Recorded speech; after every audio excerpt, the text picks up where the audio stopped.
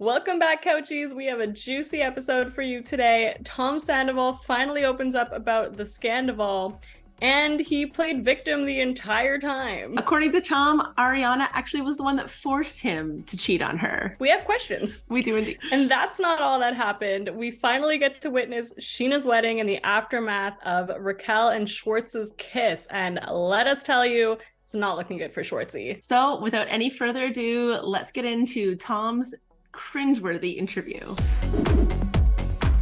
So for those of you who don't know, Tom Sandoval recently went on Howie Mandel's podcast to share his side of the Scandoval. Howie is a popular comedian. He has never seen anything related to VPR, does not know who Scheana or Schwartz is. So we're kind of confused as to why he chose this platform. But that aside, his daughter seems to be a big VPR fan. And it was really hard to watch. I actually found it so frustrating, that Howie didn't know anything about anyone, like literally zero, did no prep. His daughter kept trying to kind of explain it and he kept cutting her off. But the part that made it the most difficult to watch was just that like Howie kept validating literally everything that Tom said. He made him out to be like this victim in everything. Like multiple times he went and said, oh, so okay, let me recap that for you. And then he would spin it into this totally different occurrence of events. And then he would end it with, that doesn't seem so bad to me. Yeah, exactly. You're a young guy, you know, you're successful, you've got your businesses, you're doing stuff. Like, it was just such like a weird way for him to kind of like constantly be like stroking like Tom's ego. And I guess to a certain extent, when you are like an interviewer, like that's what you kind of have to do. You kind of have to like get the best out of like the person that you're interviewing. And obviously to do that, like a lot of the time is to kind of like buddy up to them. But like, it's not like we were getting anything like that much more like insightful from Tom. Yeah, and just like a kind of rewriting of it. I actually wrote one of them down because it was like, I was literally like, is this real? Like, am I listening to this? So it's not verbatim, but essentially he's like, okay, let me get this straight. Like, you're a young man and, you know, you're depressed and your relationship's stalled. And so many of them do. It's very normal. You happen to be on a reality show. There's this young lady and she's wonderful. And you're talking and there's chemistry and sparks are flying and you kiss. And you're so vulnerable in this moment. It's like crack. Oh my God. And you know, it's the first time that you feel alive, but you're not chasing it because, you know, it's not your fault. Yeah. You know, that doesn't sound so bad. I know, because it doesn't sound that bad, because the part that you admitted is the fact that you like cheated on your girlfriend for like literally like 8 months with this person, right? Like that was the incredible thing about this entire interview, is just how many times like Tom specifically didn't talk about how much like physically cheating on Ariana he was doing. Like that's just physically, emotionally, like all of it. Like it was such a different retelling of events. Like they really, like the only thing they talked about was really that one kiss. And I think he kind of like skirted around saying that it was so long. And like maybe I can give Howie Mandel like a bit of a pass. No, I can't give him a pass. That's a lie. But like maybe I could understand him not being told the full story. I still think that the story he was told, I don't understand the takeaways that he got from that story. Like he also a bunch of times said, oh, well, you're not married. Like, that does not change the severity of this betrayal. The fact that they're not married. Like they were going to spend the rest of their lives together. Yeah. Well, and that's just it. He kept on bringing up too, like, I don't understand why this is on CNN. Like, I don't understand why there's all these news outlets and stuff. And it's like, well, I don't really know. I can't speak to how much it was or was not on CNN, but I know that it was like picked up a lot by like TMZ and by People and Us Weekly. Like those are the publications that would normally publish like celebrity news, and this is like real celebrity news that they are publishing. Like that makes sense. Like I don't think it's that unusual that these news outlets will be picking up that information. And the one thing that like the reason that this was so big was because she was literally best friends with this person and actively cheating on her best friend with her best friend's boyfriend. Like that was it. And like he was like literally like befriending this person and like bringing her to like she was like at all of his concerts. Like he was dressing up as her for Halloween. Like she was just like they were both just kind of like I don't know, like putting on this whole like show for us, and like, you know, all of the stuff between like her and Schwartz was such a facade. Like there's so many layers of this like relationship and this dynamic and this like scandal, like all these like things that have like kind of like happened that are the reasons why all of our minds are like being blown right now, right? But like yeah, that's it just happening it. in the house, it happening in Ariana's car, like all of these things, like there's so Parts that many were left out of this very interview. conveniently left Well, out of this interview. and then it's Yeah. the other reason that I think it got so big too is because like the cast was feeding into it and they're all doing podcasts about it. Mm-hmm. And also the fact that we're watching this now play out, Yeah. or like we're watching, essentially we're seeing Easter eggs of their relationship. So like I can understand the hoopla. And if you did like 2 minutes of research, you would probably understand it too. Mm-hmm. The last thing I'll say on Howie too is that like the vibe of this interview was just so weird. Like Yeah. it was, he's Mm-hmm. like, he was more outraged that Schwartz is not a Jewish name. Yeah. And that apparently that's like cultural appropriation. Obviously it's a joke, but it was like, it was just so like, read the room. Yeah, I think so. And the thing is too, it was kind of painful because it was clear that the daughter did at least like, she understood the story, she clearly like watched the show, like she knows what was going on. And I feel like if she had just been like handed the mic and been like able to kind of like run with it, like we might have actually gotten like a pretty interesting interview.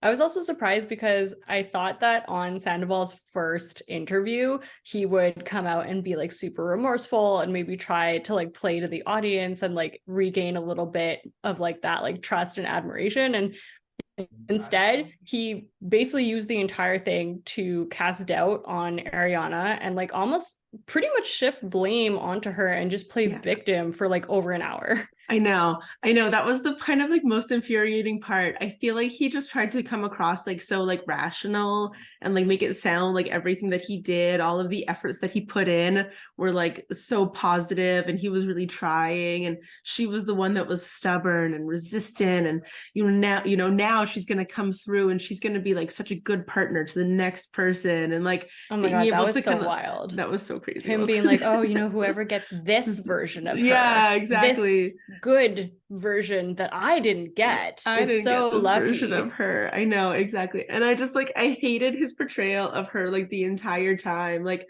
I hate his portrayal of like I don't know. I just feel like he's such a misogynist. It drives me crazy. I've like never been a fan of kind of the way that he's like handled like Katie and like Schwartz's relationship, and now to kind of like see him doing like a lot of the similar kind of things of making it, because he was making Katie seem like the crazy one, the one that was so unreasonable, and now he's doing that to Ariana, right? Like it's so true. He did that to Kristen the first time, and like at least then we saw, Kristen was definitely not the pillar of like, I don't know.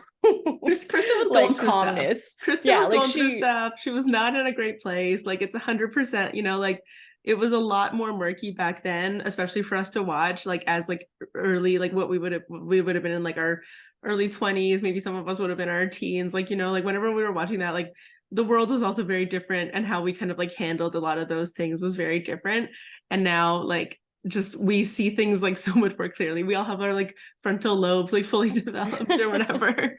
No, for sure. And we're not crazy, you're crazy. It's just so weird. Like I feel like he hasn't spoken about Ariana in that way before, so it was also very off-putting. It was very like different than the way that we see Ariana. Like I couldn't imagine her doing so many of these things that he said that she did, like that she wouldn't let him break up with her. Like he tried. When she found out about this, she left and she's living her best life and she's putting out like merch lines. Like this does not seem like a woman who was literally like, I won't let you leave me and I'm going to blow up my whole life and move away and leave the show and shut down the sandwich shop. Like, I just don't buy it. I know, that's what also just didn't make any sense, because he was also saying like, oh, well, I broke up with her on Valentine's Day. I tried to break up with her so many times. I was trying to break up with her in therapy. Like I was doing all these things to tell her this relationship was over. He was trying to do all these things and tell her that this relationship was over. And that like the one thing that he continued to omit was the fact that he was having an 8-month-long, 9-month-long like affair, potentially even longer, depending on who you believe.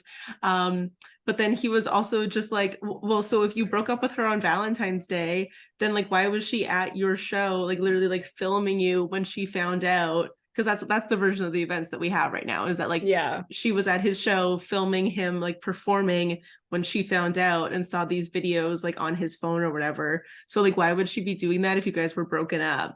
This entire interview can be summarized by I messed up, but which Yeah. has always been freaking Tom. That's always been Tom's thing, and Jax Yeah. and Schwartz. Like, yeah, I Yeah. did this, but Yeah. these are all the reasons that I Yeah. did it. Like, you know, we were not in a good place. We were living super separate lives. My personal favorite, I had no game. I was like a young 17-year-old. Yeah. Like I was like, and then also she turned a blind eye, and basically we like almost put it right in her face, and she was so like detached that she didn't notice. Yeah. Like, but it's also like, but like literally Raquel was her best friend and she was Raquel's best friend. Like Raquel was doing like all of this, like these like circuits of what is it, media circuits and stuff, like going around saying that like Ariana was like one of her biggest supporters and Scheana was one of her biggest supporters. And it's just like, so clearly you guys were actually like just like hiding in plain sight, but you were clearly having an affair in front of her, like under her nose, and she didn't know. It wasn't that she was turning a blind eye, it was that you guys were befriending her and like doing this in the most deranged way possible. And like, she was just like trusting you. He actually said in the same breath, he's like, she turned a blind eye or was trusting. Like you could tell he was like, oh wait, let me back that up. Like saying that she didn't notice that they hung out all the time.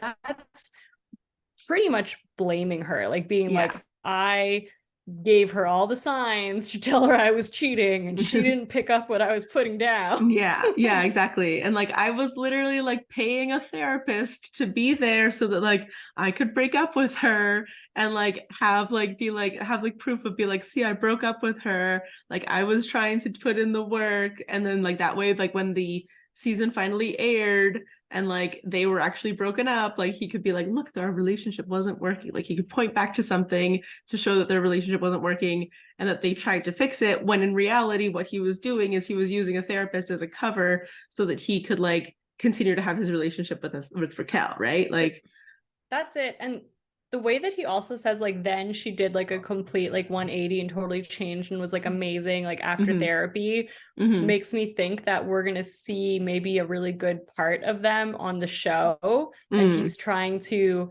cover his tracks on like why they look so happy or something like that. Because I thought that was so weird. Yeah, that's what I was thinking too about like the timing of all of this, right? Like his decision to kind of like put it, because he's obviously like at least a month has gone by. I'm trying to like figure out the date. Yeah, it's like been like 4 to 6 weeks basically since the Scandoval broke. An eternity, really. So we probably have seen like 4 or 5 more episodes like since it, like the original like information kind of came out for us, and we've now seen like all of the Mexico trip, and we now kind of like know that like the hookup happened at the Mondrian. Like Schwartz probably found out either in Mexico or like right after Mexico. I kind of think that he found out in Mexico, but that's just my yeah, you do too. Okay. But like, and so like I think that we're about to see like a second half of this season that's going to play out very differently for Tom, and so he wanted to get ahead of this, and he wanted to be able to put out this interview before, you know, we see any of these accusations about like, look, when Lala in the mid-season trailer says she saw you at the Abbey, you and Raquel at the Abbey or whatever it is, and the accusation there that's been put out online is that Ali saw Tom and Raquel making out at the Abbey, which I guess is this like club in LA or something. Right. So like he's kind of like getting ahead of that to be able to like lay the groundwork for, these are all the relationship issues that we were having. We were really just operating as if we were like a brand, like we were not like a couple anymore. And like just kind of getting all of that out there right now to like be able to create doubt in like enough people's brains to be able to kind of like cover all of his bases for what is to come. That's such a good point. And also that you said that, like, that is how I interpreted it. Like, I felt that this interview was basically to cast doubt on Ariana and the relationship. It was literally like he was in jury duty and he's trying to like diminish the other party. Like, and the timing is interesting. It's kind of similar to what Scheana did. Remember like a few weeks ago when Scheana put out the text messages between her and Katie, and we were like, that didn't even seem like that big of a thing. And I think it was about like that Scheana orchestrated this Raquel and Tom thing. And this was before any of that even happened on the show. And we were like, why is she doing this? And then we saw how Scheana looks really bad and does look like she's pushing these two people together. Yeah. And we're like, oh, now I get it. Yeah, exactly. Oh, and Scheana does look really bad. Like this, I don't want to get into it because I know we're going to talk about it later, but Scheana, girl, you in this most recent episode, like I just can't even. Yeah, she's working overtime to try to rewrite that justify story. Absolutely everything that she's done this season. It's I'm excited to talk about the episode, but yeah, honestly, like I had to push myself to listen to this interview. It was beyond frustrating. Yeah. And it's not fun it's as if we like got Erica Jane and just actually the whole series in. It's like we just watched Erica Jane tell her version of events for an hour. And no one questioned her. Like that was like, I felt like similar levels of frustration, obviously more for like Erica. I won't go into that, but different. It's like it's not fun. Like, yeah, I think a good interview also is one where you can ask hard questions, and there was just none of that. No, there was unfortunately none of that. Another thing I noticed in this interview also was kind of like the juxtaposition of the way that he spoke about Ariana versus the way that he spoke about Raquel. Like Ariana, like we said, it was very like, well, you know, she ignored me and she was really annoyed by me. And it's like, a lot of people are annoyed by you, Tom. But you know, like it was all on her, and like they were depressed, but like she would stay in bed all day. And like versus when he talked about Raquel and he's like, she's so amazing and she's witty and we had this like magnetic attraction. It was just like sparks. And I felt something I hadn't felt in so long. I was like, oh my God, like the sob story. It was so strange. Yeah, I know. And actually, it's interesting that you bring this up because I feel like this is very much mimicking what we saw between him and Kristen and Ariana, like that kind of like dynamic as well, right? Like Kristen was the one that like was like toxic in their relationship, like she was the problem in the relationship, and now here we are with Ariana being the toxic one in their relationship, and Raquel being the one that's like so amazing and like pumping him back up and making him feel like such an incredible man all of a sudden, like you're making him feel like he has game again and whatever. And it's just so unfortunate because I think for the longest time Ariana, like she was really distanced from the other girls because of her relationship to Tom, right? Like, yeah, Stassi and Katie were always having problems with Ariana because of the way that she was always like taking Tom's side. And like even in I think it was in season 8 when like Tom is open, Ariana actually has like a little bit of a falling out with Lisa Vanderpump because of the way that Ariana was upset for, at least I think Lisa like made like a comment or whatever about how she had to help the Toms so much to get this bar up and running, and how they knew nothing about the industry or whatever. And like Tom has kind of been a bit of a blocker in Ariana's like ability to kind of like form connections with other women in this show. And now I think the same thing is going to happen with Raquel, where like, you know, none of these people want to be friends with Raquel now. Like they kind of barely wanted to be friends with her at the beginning of the season. They were going to give her a try, but now they like really are not going to want to be friends with Raquel. And it's just kind of like so unfortunate to be watching like history repeat itself. And obviously like we're so happy for Ariana and like what she's coming through, and she's like completely thriving. She really is like coming through on the other side of all this. But yeah, I don't know. That was just kind of something that I thought about like throughout the interview, as he was kind of like, you know, demonizing Ariana and like constantly like, you know, talking about like what a depresso she was and how she didn't want to go outside and she wouldn't let him leave. Yeah, this guy. It was just insane. And also like the way that he spoke about her mental health issues, I feel was very like demeaning and like, oh, like she has a type of depression where she stays inside all day. Yeah. Like I go out. And then like Howie Mandel is like, I applaud you for talking about depression. I'm like, she's done that in like a lot of seasons. She's been very open. She's been very specific about it. Schwartz was like, I stopped drinking for 4 days. So I've been sober for 4 days. Sandoval. Oh, sorry. Oh gosh. It's very difficult. The Toms, you know, they're kind of just like they're basically the same person at this point. Yeah. But yeah, exactly. No, I think you're right. That was like the super annoying thing about watching this interview too, was that like it was like how we kind of like very much at the beginning was talking about like how like, you know, I really praise you for how you are talking about your mental health, and I've always been a big mental health advocate, and it's like how you don't even know, because you don't even like, you've never even seen this show, how much of a mental health advocate like actually Ariana is. And like I'm kind of surprised that you would be like sitting across from this guy like who's like talking about like how like my depression gets me to go hang out with people and go like be with people, and like I don't know. I just, not that there's like any right way to be like handling your depression or whatever mental health issues that you're going through, but like just the fact that Tom was the one that said that I was handling depression the right way and she handles depression the wrong way, and like Howie to then kind of like praise him for talking about depression at all is just like, Yeah. well, that feels actually like that's the wrong way to be talking about mental health here. But yeah. No, I felt that too. There was something definitely like so off about it. And I think like that's like what's scary when you take such like a strong stance. Like he wasn't what the heck is the word? Like he wasn't an unbiased like bystander here. Like he pretty much was very much taking Schwartz's side, and like the tone was very much poor you and the world is unfair to you and like you need to tell your side. And that meant that he let him just kind of like make excuses the entire time. And it's like, look, I don't think anyone thinks that their relationship was perfect. Like there was definitely cracks. And it is, you know, people do drift sometimes. Like that's not the part. And I think that's what Howie kept trying to anchor on, is like, oh, people like they change and they they're kind human. of lose connection. That's true, but it's like it doesn't allow him to then do all of these things and cheat and like lie, and like then you should have left the relationship if that's the way that he felt. Like that's just it. Like you shouldn't have been constantly just trying to like find other, like you should have just admitted that you were cheating on this person and like left the relationship, and like not tried to be like, oh well, I'll get us into therapy, and then when therapy won't work, I'll be able to leave the relationship, or I'll be able to like always blame somebody else except for myself and for my own actions that have happened here. Like he wanted a scapegoat for something. He didn't want to be the bad guy. And now Tom is kind of like the ultimate bad guy. Like it completely blew back up in his face because he didn't just end this relationship.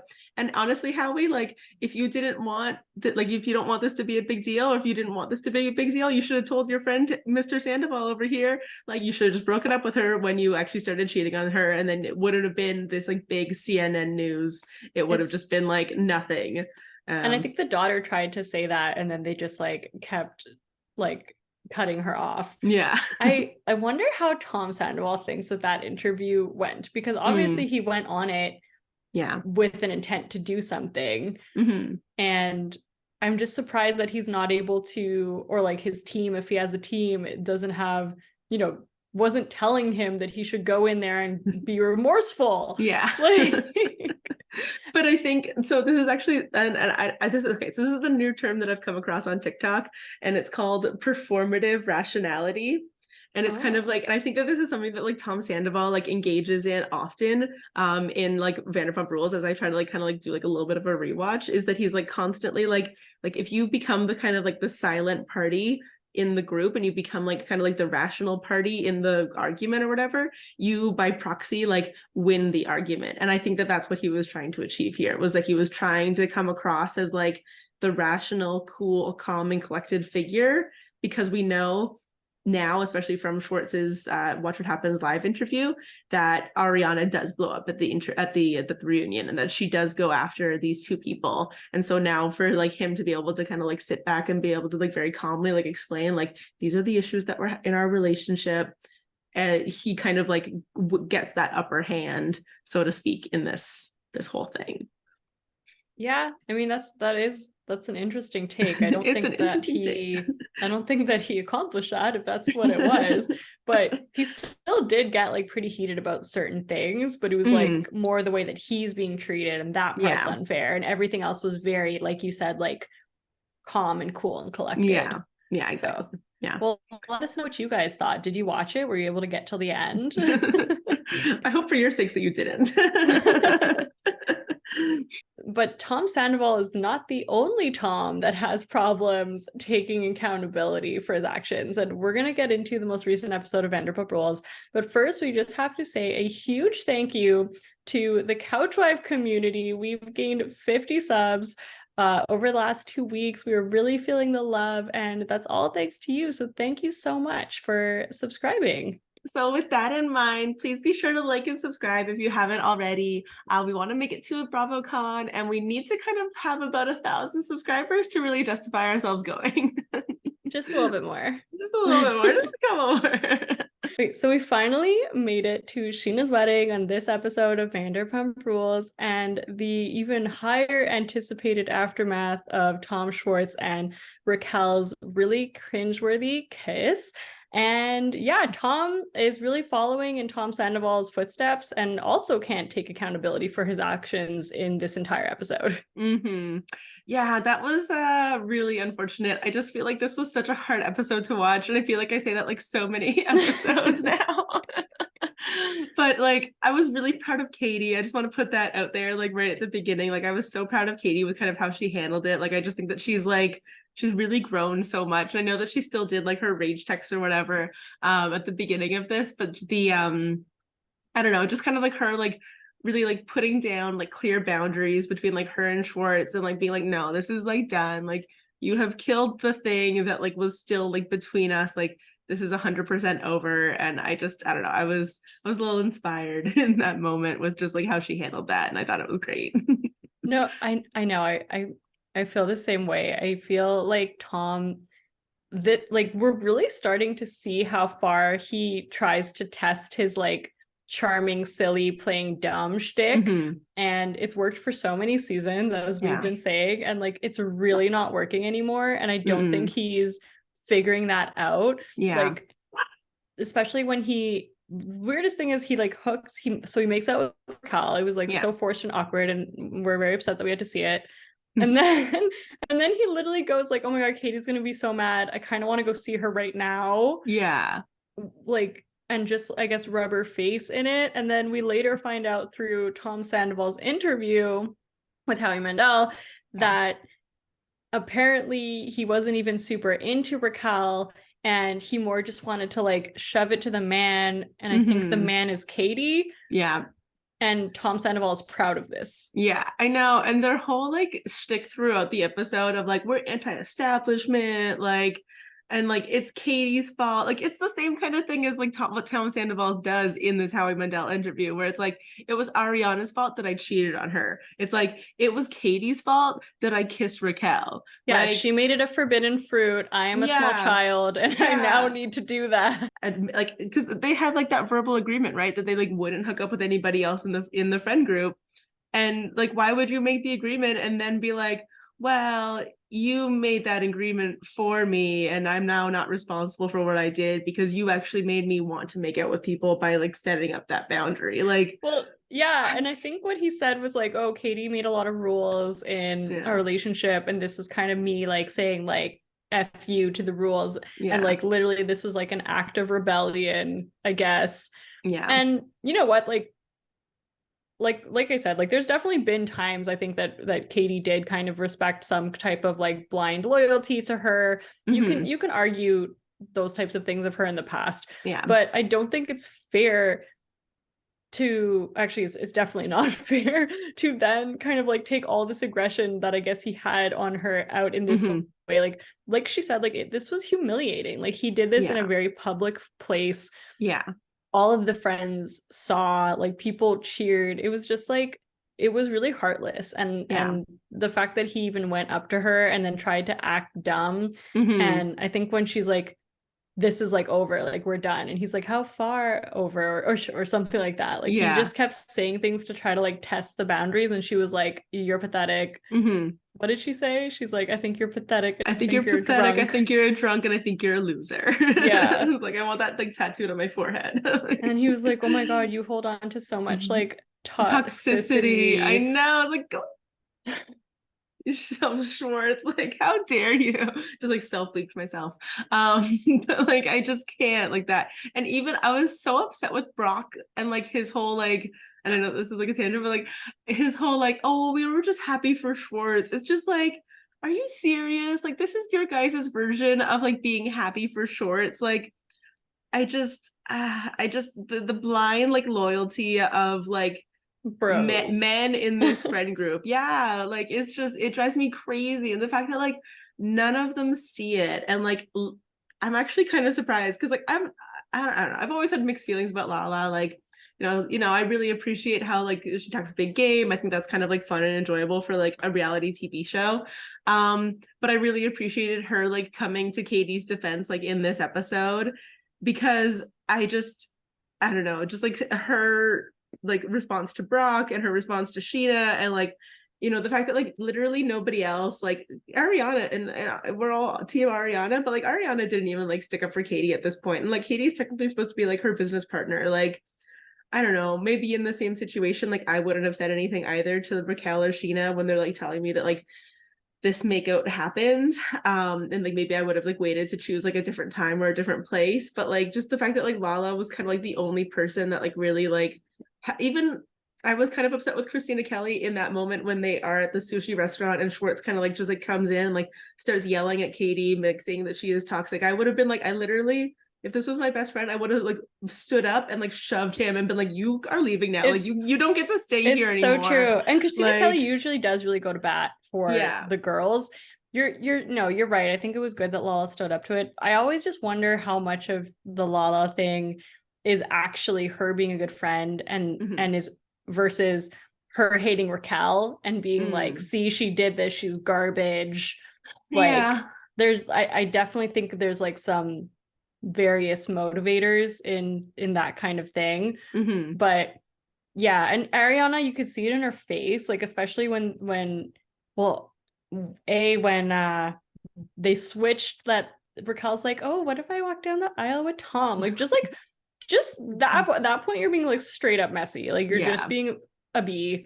Like you're like you already know that you've mean. made out with Tom Sandoval. You already know that you've hooked up with Tom Sandoval. You know that you've already started this relationship with Tom Sandoval. Just so like trying why to get are you under doing her this? skin. Yeah, like, literally. And like you saw Ariana's face and she was like, okay. But the thing I really wanted to talk to you about is the super cringe way that Sandoval was acting when he finds out about the kiss. Raquel, and then he goes, Raquel.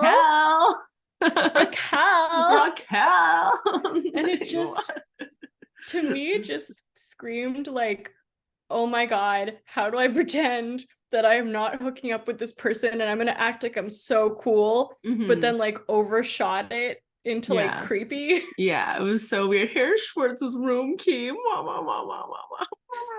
And even Ariana was like, why are you doing that? Like you're being so weird. Yeah. Oh God. I know that was such a like weird little moment. And I just didn't understand like because and again, like it's so hard to watch this season with the lens that we have now, knowing like what we know now and like how we would have interpreted it. Like we probably would have seen it. We probably would have been like, that was kind of annoying, but like whatever, he's probably drunk, like whatever.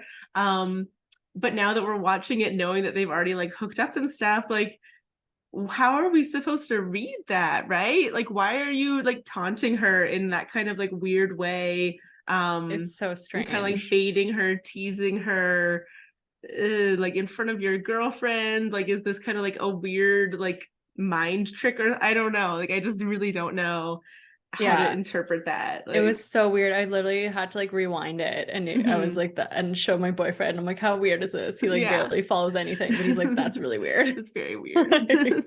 It was yes, very weird. Can't agree. Can confirm. Very odd behavior. Strange. And then Sandoval also had said that Schwartz didn't know at the time that they had hooked up, but he told him after. And I think some people are speculating that he probably told him actually like in that scene where they're in the hotel room together. And it did seem like a really odd scene. Like it felt like it ended really abruptly and like it didn't really have a reason.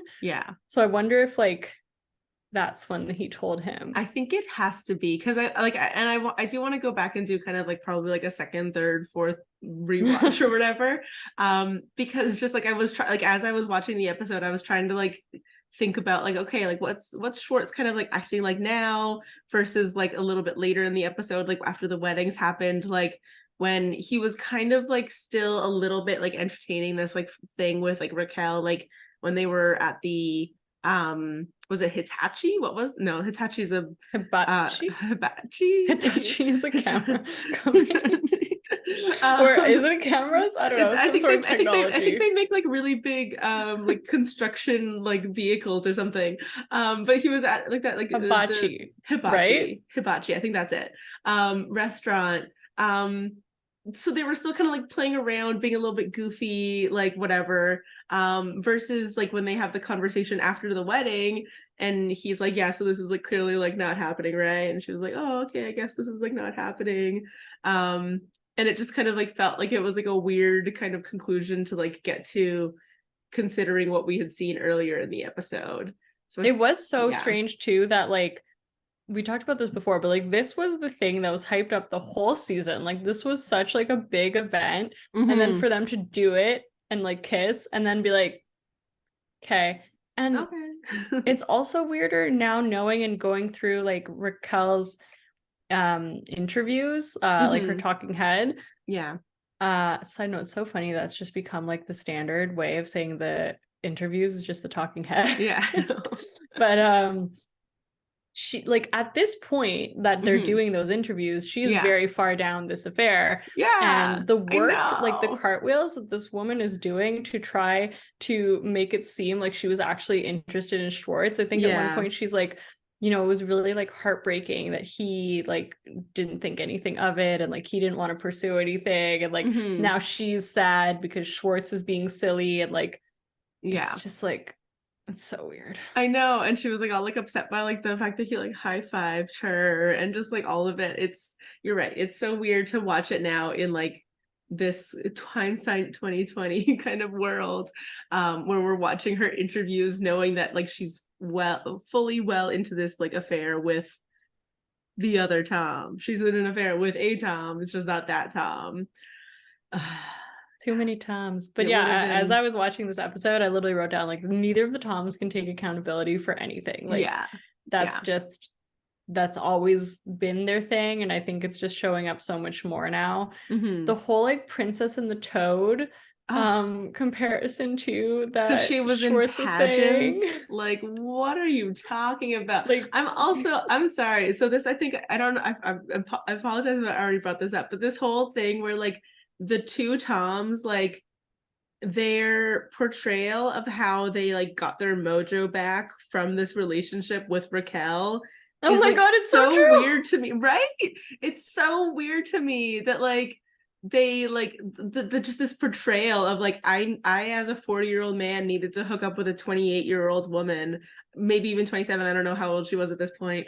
That like, my friend is also hooked up with. Yeah, exactly. In order to like feel validated and feel like a man again, and like this whole like they like both of them like in this episode and in the Tom Sandoval Howie Mandel interview, like they're both talking about how like they had no game and they had no like whatever, like they didn't have any mojo, they didn't have any like they don't know how to talk to women, like they were teenagers again. And it's just like, why is that your portrayal of kind of like of your justification for this? And like, why are we supposed to like feel bad for you that you as a 40-year-old man like didn't feel sexy and like it took you like kissing this like magical beautiful Raquel in order for you to finally feel sexy again? And like it's also just like very strange to me that like this is mirrored also with the fact that they were both in like long-term relationships with their significant others, and like being in a long-term relationship with your significant other is supposed to be like this like validating thing that like makes you like feel sexy, and like you're not getting that, and thus you're justified in like straying and going beyond like the means of your relationship because you weren't getting what you needed, that validation from your partner. It's just gross. That's it. It's so that's such a good point. The fact that both of them not used, but like it was Raquel that got them out of their funk. And it's also like if you allegedly, yeah, because like, I'm also sorry, I'm so passionate about this because we're literally like just last week we're on the boat with Brock, and we're like, or were they on a boat? I don't know. They were on on a boat. Okay. They're like at Brock's like bachelorette party or whatever. Bachelor party. I guess they're not, it's not a bachelorette party. Oh no, wait, the girls were on a boat and Brock was like on land. They were on land. Okay. So they were on land, but in Speedos. And they were, and like Tom was like, Tom Sandoval, because we have to be clear. Tom Sandoval was going up to Tom Schwartz and like acting like, this is how you're going to get your mojo back. Like, this is how you're going to like, you know, you got to put yourself out there. And like, and just I honestly want to do like a side-by-side comparison of like Tom Sandoval kind of like trying to show Schwartz like how to be a man and how to be a dude and how to like go after chicks, let's say, and to then have him kind of like rewrite history and make it seem like Tom Sandoval is also the one that like didn't have any mojo and didn't know how to talk to girls and felt so awkward. Like, it's just weird that they mimicked that with one another. I mean, like, that just makes me think that they literally talked about this and this is like the story that they're gonna go with, and because they think that somehow it's the version makes of events it okay they can get away with. Yeah, exactly. But also like, if no one, like, they should never have cheated, like that was horrible, but like if that's your story and it's still not okay, the one girl had to be Raquel. Yeah, like it could be, especially for Schwartz, it's like you could have made out with literally anyone. Yeah, because you were at least divorced at this time, and Katie didn't mind if you hooked up with someone who she did not know. Yeah, it had to be Raquel. Yeah, well, and also I'm sorry, but like at this point in time, like we've seen enough of the like shady VPR editors, like little tips and tricks that like allegedly Tom Schwartz is like living with a girl at this time too. So like it's not even like you probably made out with Joe long before. You were making out with people during your relationship. Like, you're gonna tell me that neither of these people cheated on their significant others when they were actually in the relationships of their significant others? These stories are BS.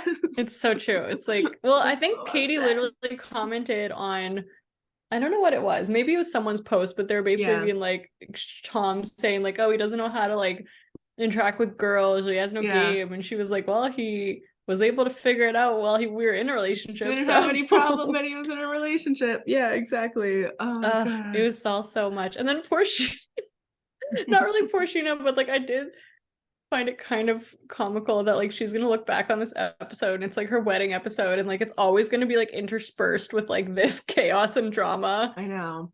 And it's also always going to be like, oh, I chose Raquel over my friendship with Lala, who is like literally like, they're like neighbors now, like they're besties, like they're, well, at least they like forgave her, I guess, but it also like, I think Scheana did so many shady things in this episode, like also the fact that like she thought it was funny that they kissed, and like she was okay with Raquel like walking down the aisle with Schwartz, even though that was just gonna hurt Katie.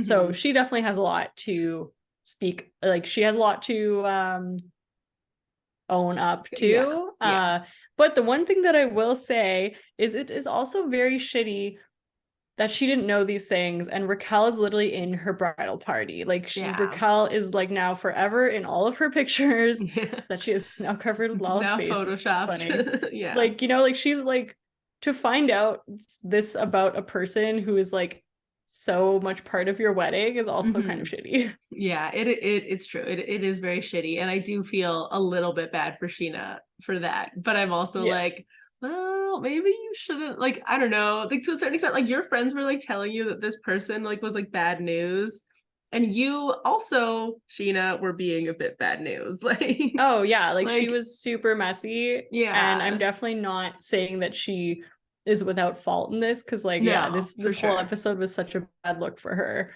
and it's just funny, like even the fact that she's covering up like Raquel's face with Lala's is kind of funny, given that like this whole episode they're basically fighting about like her wedding, completely at odds. I know. And well, and if we're ready to get into it, like Scheana's wedding too, like just her kind of like, I really appreciated the conversation that Lala had with her with Scheana in her like bridal suite or whatever, as she's like, I don't think it was as she was getting ready, but it was like the day before the wedding, where Lala was like kind of trying to like say what Katie's side of things were and why she was upset with Raquel, and you know why Lala was upset with Raquel, and like all this stuff.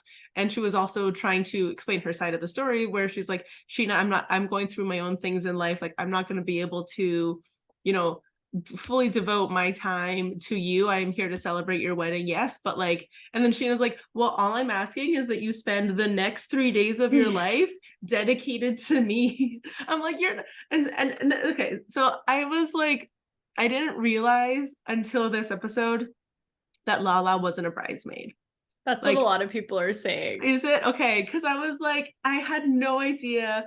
When she was like complaining about the fact that she didn't want to go on the catamaran and she didn't come to these like things, I was like, I mean, I get it, like you're a bridesmaid, you know, to a certain extent, like you're supposed to do all these like different activities, but she was bridesmaid, she was just a guest at this wedding. And I'm sorry, but like when I also then found out that Scheana had already been married for a year, I was like, you're literally making all these people like jump through so many hoops. You've arranged so many events for them to like attend, and like I get it, I'm an event planner for like in real life, so like I want, like, you know, when you put all the time and energy that goes into an event, you want people to like show up to the events, but you also can't like fully then be that surprised when you like plan 800 events and people don't want to come to every single one of them. Like it's a little bit too much. It's a little, no, it's true. It's a lot. Like they've already flown to Mexico for your wedding. Like, yeah. And like I also thought she was a bridesmaid, so and when that was it, I felt kind of bad. Like I don't know, I'm a little torn on that one, because I thought it was kind of mean to tell someone the day before your wedding that like your wedding is not super important to everyone. Like, it is, like, I get it, but like I think if you take that thought further of like she was demanding like more than 3 days of every single moment of their time, that I understand, but like that's just not really what you want to hear the day before your wedding. No, I know. But at the same time, it was her second wedding and she had already been married for a year. So yeah, the being married for a year part was pretty funny. Me being shady. I don't know. No, I think there's definitely different parts to it. Cause yeah, like I think I've only ever been to really chill weddings where I wasn't like, I didn't need to go to a million things. So if I was expected to go to all of those different things, I think I would be looking at it differently for sure. I think on Scheana's end, it wasn't even that she wasn't coming, it's that she wasn't coming to spend time with Katie, whom she was in a fight with. Yeah, exactly. Like that's what she was mad about. That's the real reason that Raquel like is in the hot, Lala is in the Lala's kind of in the hot seat right now, is because like she's opting to hang out with like her enemy instead of like hanging out with her. And I just wonder, Scheana just didn't want Katie at that wedding at all. So no, and I just wonder like what happened between now and that, like then and now, for Raquel and Scheana to now, for Ariana, I'm tired, and Scheana to be like, oh my god, Lala and Scheana. I was like, wait a minute. Wow, I'm so sorry. We're like for Lala and Scheana to be like besties, like what transpired between these times. That's just it. Like I kind of sense that there might have been like a little bit of a falling out between Lala and Katie, and so like maybe that's kind of like fueled a little bit of something that's happening there, because like Lala literally, like they're like neighbors in Palm Springs now. They both have like daughters that are like best friends. Like I think Lala like literally calls Brock like her like fuzzband, essentially, like her fake husband. Which is so funny because she came so hard for him. I know. I don't know if Brock's turned a corner or they just don't show him a lot, but he definitely seems less bad than we thought originally. But we also don't see much of him. That's just it. I think it's a little bit of like a, you know, out of sight, out of mind, like kind of thing where we're less upset with him now. So it was a big episode. There was a lot that happened. There was a lot that happened, but it was a good episode. And I'm excited to see like what kind of comes on next. Like we think we're ready to see the rest of this season unfold now that we're finally past the wedding. We're finally past the Schwartz makeout.